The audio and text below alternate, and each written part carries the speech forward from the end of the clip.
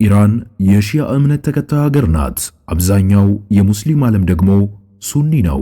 የአያቶላዎች አገዛዝ ሺአንን ቢሉም በሺያ እምነት ታሪክ ውስጥ ታይቶ የማይታወቅና የብዙ የሺያ ሊቃውንት ራሱ የማይቀበሉት ዊላያቱል ፈቂህ የሚባል ለየት ያለ የፖለቲካና የሃይማኖት ሕግ አላቸው።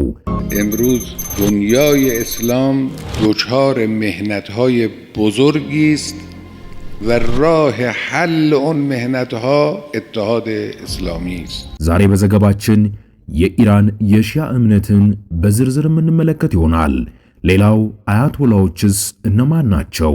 ትርጉሙስ ምንድነው? የሚለውን በዛሬው ጥንቅራችን በሰፊው እንመለከተዋለን። ከናንተ የሚጠበቀው ለቻናላችን አዲስ የሆናችሁ ቤተሰቦች ሰብስክራይብ በማድረግ እንድትቀላቀሉ እየጋበዝን እንዲሁም የቻናላችን ቤተሰቦች ቪዲዮውን ላይክ በማድረግ ተጀምሩት ዘንድ እናሳስባለን።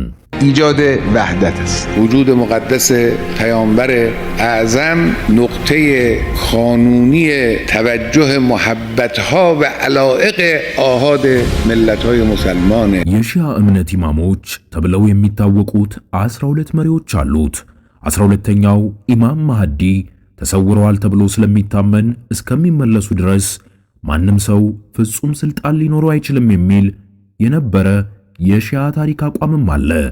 አያቶላ ኸሜኒ ግን ይህንን ቀየሩት።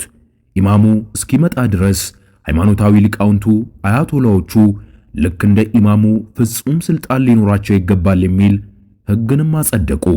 የቀድሞ የበላይ መሪ ከሟች አሊ ካሚኔ የሚሰጠውን ትዕዛዝ እንደ ፈጣሪ ቃል የሚታይበትና ማንም ሊቃወመው የማይችልበት መለኮታዊ ስልጣንም ሊሰጣቸው ቻለ።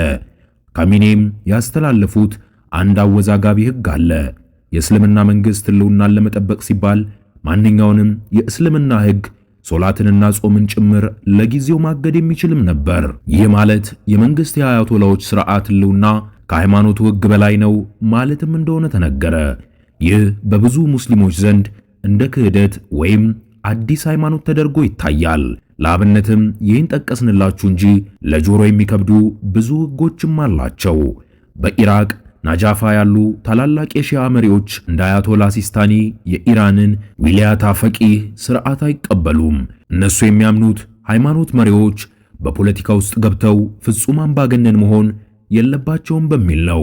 ስለዚህ የኢራን አያቶላዎች የሚከተሉት ሕግ ሺያነት ለስልጣን መጠቀሚያነት የቀረ ፖለቲካዊ ሺያነት እንጂ ንጹሕ የሺያ እምነት አይደለም የሚሉ ብዙዎች ናቸው።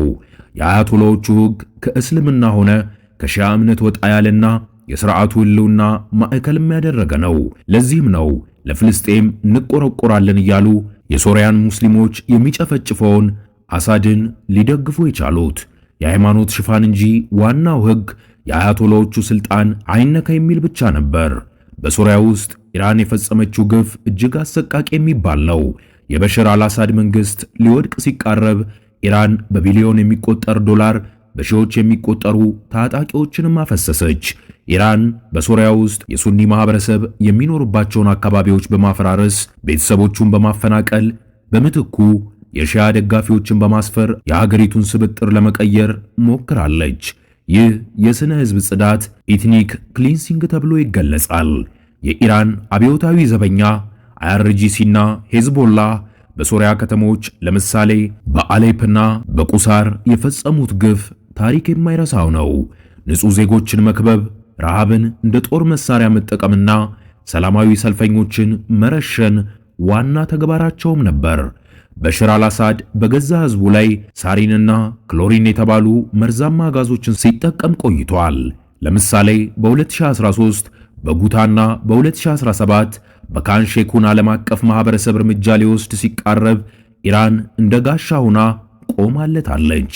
ኢራን በተባበሩት መንግስታት ድርጅት ውስጥ ጥቃቱን የፈጸሙት አማጽያን ናቸው የሚል የሐሰት ትርክትን በማሰራጨት አሳድን ከተጠያቂነት ስትከላከልም ቆይታ ከርማለች። በሶሪያ የሚገኘው ኤስኤስአርሲ ሳይንቲፊክ ስተዲስ ኤንድ ሪሰርች ሴንተር የተባለው ተቋም የኬሚካል መሳሪያዎችን በማምረት ይታወቃል። ይህ ተቋም ከኢራን መከላከያ ሚኒስቴር ጋር የጠበቀ ግንኙነት ያለው ሲሆን የኢራን ሳይንቲስቶች የቴክኖሎጂ ሽግግር ሲያደርጉ እንደነበረም ይናገራል። ኢራን ማዕቀቦችን በመጣስ ለኬሚካል መሳሪያ ማምረቻ የሚያገለግሉ ግብአቶችን ለሶሪያ በማቅረብም ትከሰሳለች። የሚገርመው ነጥብ ኢራን ራሷ በ1980ዎቹ ከኢራቅ ጋር ባደረገችው ጦርነት በሳዳም ሁሴን የኬሚካል ጥቃት ደርሶበት በመቶ ሺዎች የሚቆጠሩ ዜጎች ሊገደሉም ችለዋል። ሶሪያ ከወደቀች ሄዝቦላ ይዳከማል፣ የኢራን ተጽዕኖም ይከስማል። ስለዚህ ይህን ለማስቀረት ማንኛውንም አይነት መሳሪያ መጠቀምን እንደ አማራጭም ወስደውታል። ለአያቶላዎቹ የአሳድ ስልጣን ላይ መቆየት ከማንኛውም የሰው ልጅ ሕይወትና የሞራል ሕግ በላይ አስፈላጊ ነው። በኢራቅ ውስጥ ኢራን የገነባቸው ኃይል ሐሻድ አልሻቢ ፖፑላር ሞቢላይዜሽን ፎርስ PMF ይባላል። እነዚህ ታጣቂዎች ከኢራን መደበኛ ጦር በበለጠ ዘመናዊ መሳሪያና ስልጠናም አላቸው። የመንግስትን ትዕዛዝ አይቀበሉም። ይልቁንም ትዕዛዝ የሚቀበሉት ከቴህራን ብቻ ነው። በኢራቅ ውስጥ ያሉ ተቃዋሚዎችን በማሰር በመግደልና በማሳደድም ይታወቃሉ። ፋታ አሊያንስ በሚባለው የፖለቲካ ክንፋቸው አማካኝነት ፓርላማውንም ተቆጣጥረውታል። ይህም ማንኛውንም የመንግስት ውሳኔ፣ ለምሳሌ የአሜሪካ ጦር ከሀገር እንዲወጣ የሚጠይቁ ህጎች የኢራን ፍላጎት እንዲያሟላም ያደርጋሉ። የኢራቅን የነዳጅ ሽያጭና የድንበር ንግድ በመቆጣጠር በቢሊዮን የሚቆጠር ዶላር ወደ ኢራን እንዲፈስም ያደርጋሉ። ሄዝቦላ በሊባኖስ ውስጥ በመንግስት ውስጥ ያለ መንግስት ስቴት ዊዝን ስቴት ተብሎ የሚታወቀው ያለ ምክንያት አይደለም። በማንኛውም ሉዓላዊ ሀገር ውስጥ ጦርነት የመጀመር ወይም ሰላም የማውረድ ስልጣን የመንግስት፣ የፓርላማ ወይም የጦር ኃያሉ ነው። በሊባኖስ ግን ይህ ስልጣን በተግባር ያለው በሄዝቦላ እጅ ላይ ብቻ ነው። መንግስት ሳይፈቅድና ሳይመክርበት ሄዝቦላ የእስራኤልን ድንበር ሲያጠቃ መላው የሊባኖስ ህዝብ ለጥቃት እንዲጋለጥ ይደረጋል። ይህ ደግሞ የመንግስትን ህልውና ዋጋ ያሳጣዋል። ሄዝቦላ በፓርላማ ውስጥ ወንበር አለው። በሊባኖስ ህዝብ ውስጥም ደጋፊ አሉት። የገንዘብ ምንጩ የጦር መሳሪያውና ትልቁ ወታደራዊ ስትራቴጂ የሚመጣው ግን ከኢራን እንደሆነ ይታወቃል። ሂዝቦላ የሊባኖስን ብሔራዊ ጥቅም ከማስጠበቅ ይልቅ የኢራንን ቀጠናዊ አጀንዳ በተለይ እስራኤልን የመጫን ስትራቴጂ ሲያስፈጽም ይታያል። ኢራን ከእስራኤል ጋር በቀጥታ ከመጋፈጥ ይልቅ ሄዝቦላህ እንደ መከላከያ ጋሻ ወይም ማጥቂያ ጦር ትጠቀምበታለች። የሊባኖስ ብሔራዊ ጦር ሊባኖስ አርሚድ ፎርስ ከሄዝቦላ የታጠቀ ኃይል ጋር ሲነጻጸር እጅግ ደካማ ነው። ይህም መንግስት በሄዝቦላ ላይ ትዕዛዝ እንዳይኖረው አድርጎታል። መንግስት ጥቃት አትከፍቱም ቢል እንኳን ሄዝቦላን የሚያስቆምበት ወታደራዊ አቅምም የለውም። ሊባኖስ በአሁኑ ሰዓት በከፍተኛ የኢኮኖሚ ቀውስ ውስጥ ትገኛለች። አብዛኛው የሊባኖስ ህዝብ ሌላ ጦርነት ውስጥ መግባት አይፈልግም። ሄዝቦላ ግን የህዝቡን ፍላጎት ሳይጠይቅ ወደ ግጭት ሲገባ ህዝቡ ለምን ጥቅም ነው የምንተው የሚል ጥያቄ እንዲያነሳም ያደርገዋል። አረብ ሀገራት ባለፉት 10 ዓመታት ለሊባኖስ በቢሊዮን የሚቆጠሩ ዶላር እርዳታም ሰጥተዋል። ነገር ግን ውጤቱ ምን ሆነ?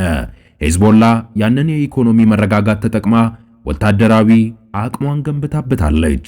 በመጨረሻም ያንኑ መሳሪያ ተጠቅማ በሶሪያ ውስጥ የአረብ ሀገራትን ጥቅም የሚጎዳ ጦርነት ውስጥም ልትገባ ችላለች። በ1989 ሊባኖስን ከእርስ በእርስ ጦርነት ያወጣት የታኢፍ ስምምነት በሳውዲ አረቢያ የተመቻቸ ማንኛውም ታጣቂ ቡድን ትጥቁን ፈትቶ ለአገሪቱ መደበኛ ጦር ማስረከብ እንዳለበትም ይደነግጋል። ሄዝቦላ ግን ይህን ውል በመጣስ እስራኤልን እቃወማለሁ በሚል ሽፋን ብቻ የታጠቀ ኃይል ሆኖ ቀጥሎ ተገኝቷል። አረብ ሀገራት ሊባኖስ መደበኛ ሀገር መሆን የምትችለው አንድ ጦርና አንድ መንግስት ሲኖራት ብቻ ነው ይላሉ። የአረብ ሀገራት ሳውዲ አረቢያ፣ የተባበሩት አረብ ኤምሬትስ፣ ኳታርና ኩዌት አቋም በጣም ግልጽ ነው። የሊባኖስን መንግስት እንረዳለን፣ የኢራን ወታደራዊ ሰፈር ግን አንገባምም የሚል ነው። ሄዝቦላ በየመን ያሉትን የሁቲ አማጽያንን በማሰልጠንና በማስታጠቅ ሳውዲ አረቢያንና ኤምሬትስን ሲያስወጋም ቆይቷል። አረብ ሀገራት ለሊባኖስ እርዳታ ለመስጠት የኢራንን እጅ ሂዝቦላን መቁረጥ ቅድመ ሁኔታ ማድረጋቸው የምክንያታዊነት ጉዳይ ነው። ምንም እንኳን ሁቲዎች የመን ውስጥ፣ ሐማስ ደግሞ ፍልስጤም ጋዛ ውስጥ ቢንቀሳቀሱም ሁለቱም የኢራን ተላላኪ ኃይሎች ፕሮክሲስ የመሆናቸው እውነታ ግን ተመሳሳይ ነው። ኢራን እነዚህም ቡድኖች የምትጠቀመው እስራኤልን ለመዋጋት ብቻ ሳይሆን በአካባቢው ያሉ አረብ መንግስታት እንዲዳከሙም ጭምር ነው። ሁለቱም ቡድኖች የሃይማኖት ካባ ይለብሳሉ። ሁቲዎች ለእስልምናና ለየመን እንደሚዋጉ ቢናገሩም ተግባራቸው ግን የኢራን የቀጠናው የበላይነትን ማስጠበቅ ነው። ሐማስም እንዲሁ ፍልስጤምን ነፃ እናወጣለን ይላል። ነገር ግን በውሳኔዎቹ ላይ የኢራን ፍላጎት የበላይነት ይታያል። ኢራን እነዚህን ቡድኖች ስታስታጥቅ የምታገኘው ትልቁ ጥቅም ጦርነቱን ከራሷ መሬት ማራቋ ነው። እስራኤል ሐማስን ስትመታ የሚሞተው ፍልስጤማዊ ነው።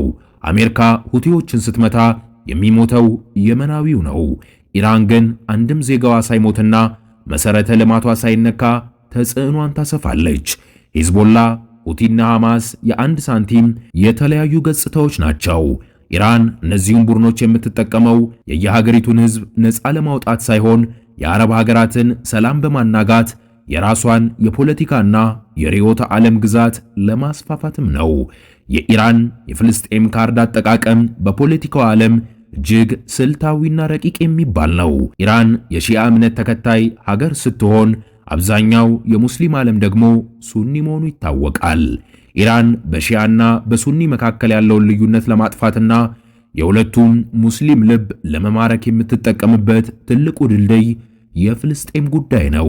አረብ ሀገራት ፍልስጤምን ሲረሱ እኔ ግን እየተዋጋውላቸው ነው የሚል ትርክትን በመገንባት በአረብ ህዝቦች ዘንድ ተቀባይነትን ለማግኘት ትሞክራለች። ኢራን እስራኤልን እንደ ዋና ጠላት ሊትል ሳታን አድርጋ ስታቀርብ ራሷን ደግሞ የጭቁኖች ተከላካይ አድርጋ ትስላለች። ይህን የምታደርገው ለፍልስጤም ህዝብ ነጻነት ከመቆርቆር ይልቅ በአካባቢው ላይ ያላትን ወታደራዊ ጣልቃ ገብነት ቅዱስ ለማስመሰልም ነው። እየታገልኩ ያለሁት ለእስልምና ነው ስትል በሶሪያና በየመን ያደረሰችው ጥፋት በብዙዎች ዘንድ እንዳይተች ታደርጋለች። ብሬንውሽ የተደረጉ ደጋፊዎች ለእነሱ እስራኤልንና አሜሪካን መርገም እንደ ሃይማኖታዊ ግዴታም ይቆጠራል። በመሆኑም በ15 ቀን 30 ሺህ ዜጋ ቢገደልም አብዮቱ ሪቮሉሽን እስካለና እስራኤልን የሚሳደብ ድምፅ እስከተሰማ ድረስ ለህዝቡ ስቃይ ደንታ የላቸውም። ኢራን ከአሜሪካና ከምዕራባውያኑ ጋር በኒኩለር ጉዳይም ሆነ በሌሎች ማዕቀቦች ስትደራደር በሐማስና በሄዝቦላ በኩል የምታስነሳው ግጭት ትልቅ አቅም ይሆንላታል። ከኔ ጋር ካልተስማማችሁ ቀጠናውን በእነዚህ ግጭቶች አውከዋለሁ የሚል ያልተጻፈ መልእክትን ታስተላልፋለች። ፍልስጤምም እዚህ ጋር ለኢራን የፖለቲካ ንግድ መደራደሪያ መሳሪያ ባርጊንግ ቺፕ ናት። ኢራን የፍልስጤም ብቸኛ ተሟጋች ሆና ስትቀርብ ከእስራኤል ጋር ሰላም የፈጠሩት ወይም ለመፍጠር የሚደራደሩት አረብ ሀገራት እንደ ሳውዲና ኤምሬትስ በህዝቦቻቸው ፊት ከሃዲ እንዲመስሉም ታደርጋቸዋለች። ይህም የአረብ መንግስት በህዝባቸው ዘንድ ያላቸውን ተሰሚነት እንዲቀንስና የውስጥ አለመረጋጋት እንዲፈጠር ይረዳታል። ኢራን በዓለም ላይ ካሉ ሀገራት በነዳጅ ክምችት ሶስተኛ፣ በተፈጥሮ ጋዝ ክምችት ደግሞ ሁለተኛ ደረጃ ላይ የምትገኝ እጅግ ባለጸጋ ሀገርም ጭምር ናት። ነገር ግን የዚህ ሁሉ ሀብት ባለቤት የሆነው የኢራን ህዝብ ኑሮው ከድህነት ወለል በታች መውረዱ የሥርዓቱ የተሳሳተ ቅድሚያ አሰጣጥ ውጤት እንደሆነም ያመላክታል። የአያቶላዎቹ ሥርዓት ከነዳጅ ሽያጭ የሚገኘውን ቢሊዮን ዶላር ለኢራን ህዝብ ትምህርት ቤት፣ ሆስፒታል ወይም ፋብሪካ መገንቢያ አያደርገውም። ይልቁንም በሊባኖስ ለሚገኘው ሄዝቦላ፣ በየመን ለሚገኘው ሁቲዎችና በጋዛ ለሚገኘው ሐማስ በየዓመቱ በቢሊዮን የሚቆጠር ዶላርን እየረጩ ይቆያሉ። የኢራን ህዝብ የኑሮ ውድነት ያቃጠለው መንግስቱን ግን የሌላ ሀገር ታጣቂዎች ማስታጠቅን እንደ ቅድሚያ ተግባር ይወስደዋል። አያቶላዎቹ ለኒኩለር ፕሮግራማቸው ያላቸውን አባዜ ሀገሪቱን ከዓለም አቀፍ የንግድ መስመር እንድትገለልም አድርጓታል። ማዕቀቡ የኢራን ገንዘብ ሪያል ዋጋ የሌለው ወረቀት አድርጎታል። ህዝቡ መሰረታዊ ምግብና መድኃኒትን መግዛት አቅቶት ሲሰቃይ፣ አያቶላዎቹ ግን ይህ የአሜሪካ ሴራ ነው በማለት ራሳቸውን ከኃላፊነት ነፃ ያደርጋሉ። ከልጅ የአረብ ሀገራት እንደ ሳውዲ፣ ኤምሬትስ፣ ኳታር ብዙ ጊዜ በስሜት የሚነዱ ወገኖች እነዚህን ሀገራት ፈሪ ወይም ከዳተኛ ቢሏቸውም የውጤት ፖለቲካው ሪፖለቲክ ግን የሚያመለክተው ሌላኛውን ታሪክ ነው። ኢራን ሀብቷን ለጦርነትና ለታጣቂዎች ስትረጭ፣ እነዚህ የአረብ ሀገራት ግን ነዳጃቸውን ወደሚከተሉት ነገሮች ቀይረውታል። እንደ ዱባይ፣ ዶሃና ሪያድ ያሉ ዓለም አቀፍ የንግድና የቱሪዝም ማዕከል መገንባት፣ ልጆቻቸው በዓለም ምርጥ ዩኒቨርሲቲ ማስተማርና የነገው ዓለም በቴክኖሎጂ ለመሪነት መዘጋጀት፣ ህዝባቸው በሰላም የሚኖርበትን ሥራ የሚያገኙበትና የወደፊት ተስፋ ያለውን ሀገር መፍጠር። ከአያላኑ ሀገራት ጋር ተስማምቶ መኖር ተላላኪነት ሳይሆን ዲፕሎማሲ፣ ስትራቴጂያዊ ብልህነት ነው። አሜሪካ ምዕራባውያኑ ጋር ያላቸውን ወዳጅነት፣ የቴክኖሎጂ ሽግግር፣ ወታደራዊ ጥበቃና የንግድ ገበያ አስገኝቶላቸዋል። ጠላት ከማፍራት ይልቅ በንግድና በዲፕሎማሲያዊ መተሳሰር ጦርነቱን የመከላከል ትልቅ መሳሪያ መሆኑን ተረድተዋል። አረብ ሀገራት ለመርህ እንዋጋለን ብለው ወደ ትርምስ የገቡት ሀገራት እንደ ሶሪያና ሊቢያም መጨረሻቸውን አይተዋል። በስሜት ተገፋፍቶ ሀገርን ማፍረስ ጀግንነት ሳይሆን ጥፋት ነው የሚል ጽኑ አቋምም ይዘዋል። ለዚህም ነው የራሳቸውን ሉዓላዊነትና ሰላም ለማስጠበቅ ሲሉ አንዳንዴ የማይወዷቸውን ስምምነት እንኳን በብልሃት የሚይዙት። ሀገር መገንባት የሚቻለው ሰላም ሲኖር ብቻ መሆኑንም አውቀዋል። እውነተኛ ጀግንነት ሕዝብን በድህነት በጦርነት ማማቀቅ ሳይሆን ሕዝብን በሰላምና በብልጽግና ማኖር እንደሆነ ተረድተዋል። ታሪክ በመጨረሻ የሚፈርደው በንግግር ብዛት ሳይሆን ሕዝብ ባለበት የኑሮ ደረጃ ነው። የአረብ ሀገራት መሪዎች የገዛ ሕዝባቸው እንዳይሞትና እንዳይራብ አድርገው መጠበቃቸው ትልቅ የፖለቲካ ድልም ጭምር ነው። የኢራን እጅ እስካልተቆረጠ ድረስ በቀጠናው ሰላም አይመጣም የሚለው የአረብ ሀገር ስጋት መነሻውም ይሄ እንደሆነ ይነገራል። የአዲስ ትሩዝ ሚዲያ ቤተሰቦቻችን ለሰዓቱ የያዝንላችሁ ዘገባ ይህንን ይመስል ነበር። በሌላ ልዩ ልዩ መረጃዎችና ትንታኔዎች እንዲሁም አዳዲስ ዜናዎች እንድንገናኝ የቻናላችን ቤተሰብ እየሆናችሁ እንድትጠብቁን እየጋበዝን እንዲሁም ሐሳብ አስተያየታችሁን ኮሜንት ሴክሽን ላይ አስቀምጡልን እያልን እኛ ግን ከወዲሁ ቸር ቆዩ እንላለን።